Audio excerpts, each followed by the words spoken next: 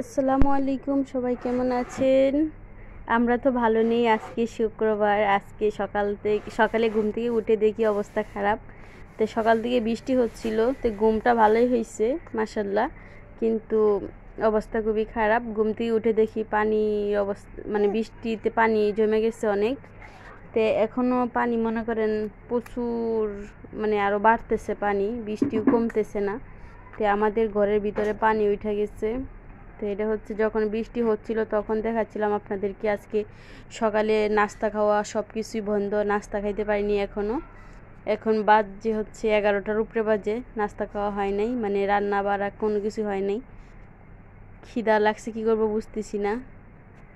আর এটা হচ্ছে ধানমন্ডির ভিতরে, রাস্তায় প্রচুর পানি। আর আজকে দেখতেছি সব জায়গায় পানি উঠে গেছে ভিডিওতে, মানে পুরো রাজধানী ভরে গেছে পানি দিয়া। আর এটা হচ্ছে ধানমন্ডিতে। ধানমন্ডির সবসময় বৃষ্টি হইলে এখানে, মানে একটু বেশি পরিমাণ বৃষ্টি হইলে পানি দিয়ে ভরে যায়। আর বুঝতেছি না কী করব, আমাদের ঘরেও পানি ওঠার চান্স আছে, পানি উঠে গেছে। আজকে দুপুরে রান্না বাড়া হবে না।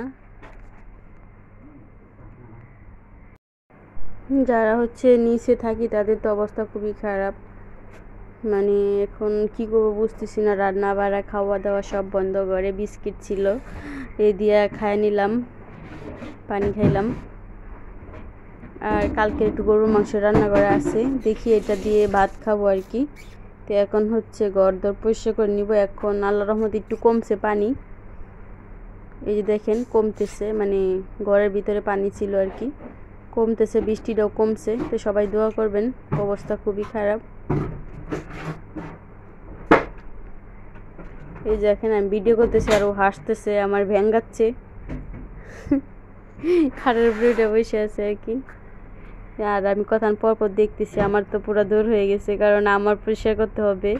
ও বলতেছে কি, আপনাদের ভাইয়া বলতেছে তুমি পরিষ্কার করবো, আমি পরিষ্কার করবো না। আরেকবার আমার বাবু যখন পেটে ছিল তখন এরকম পানি উঠছিল ঘরে, তারপর আমি ঘুমিয়েছিলাম, কারণ তখন আর আমার কাজ করতে দেয়নি। কিন্তু এখন তো আমারই করতে হবে। তখন বাবু পেটে ছিল দেখে বাঁচে গেছিলাম, তখন পুরা বাসা ও পরিষ্কার করছিল, মানে পানি উঠে ভরে গেছিলো। পরে আমি ঘুমিয়েছিলাম, পরে ও জায়গা ছিল, পানি ছিঁচে পরিষ্কার